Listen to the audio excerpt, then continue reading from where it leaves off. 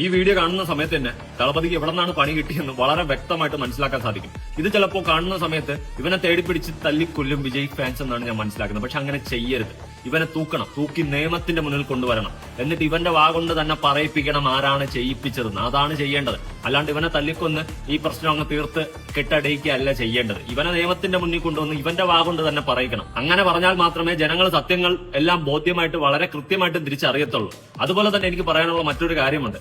ഈ വിജയ് എന്ന് പറയുന്ന വ്യക്തി ഇവിടത്തെ ഗവൺമെന്റ് ചെയ്യുന്നതിനേക്കാളും നല്ല പ്രവൃത്തികളാണ് ചെയ്തുകൊണ്ടിരുന്നത്. എപ്പോ രാഷ്ട്രീയത്തിൽ വരുന്നതിന് മുന്നേ തന്നെ ഒരു വെള്ളപ്പൊക്കോ കാര്യങ്ങളോ വന്നു കഴിഞ്ഞാൽ ഗവൺമെന്റ് ഫണ്ട് ഇറക്കുന്നതിന്റെ ഇരട്ടി ഫണ്ടായിരിക്കും എപ്പോഴും ദളപതി കൊണ്ട് ഇറക്കുന്നത്. എന്തിന് കേരളത്തിൽ തന്നെ ഓരോ പ്രശ്നങ്ങൾ വരുമ്പോൾ അവിടെ നിന്ന് ഫണ്ടും അതുപോലെ ആഹാര സാധനങ്ങളൊക്കെ ഇറക്കി നമ്മൾ മലയാളികൾക്കും ഒരു നായകൻ തന്നെയാണ്, അല്ലെങ്കിൽ ജനനായകൻ തന്നെയാണ് ദളപതി എന്നാണ് ഞാൻ മനസ്സിലാക്കുന്നത്. എത്ര രാഷ്ട്രീയക്കാർ ചെയ്യും, എത്ര മന്ത്രിമാർ ചെയ്യും, ആരും ചെയ്യാത്തതിന്റെയൊക്കെ ഇരട്ടി പൈസയും കാര്യങ്ങളും സ്വന്തം ഫണ്ടിൽ നിന്ന് സ്വന്തം കീശയിൽ നിന്ന് ഇറക്കി ദളപതി ചെയ്യും. അങ്ങനത്തെ മനസ്സുള്ള ഒരു വ്യക്തിയെ ചവിട്ടി താഴ്ത്താൻ വേണ്ടിയിട്ട് യാവന്മാര് ശ്രമിച്ചാലും ഒരു തേങ്ങ നടക്കാൻ പോകുന്നില്ല. അതാണ് വാസ്തവം. അതിന്റെ റീസൺ എന്താണെന്ന് ചോദിച്ചു കഴിഞ്ഞാൽ ദളപതി ഈസ് എ ബ്രാൻഡ്.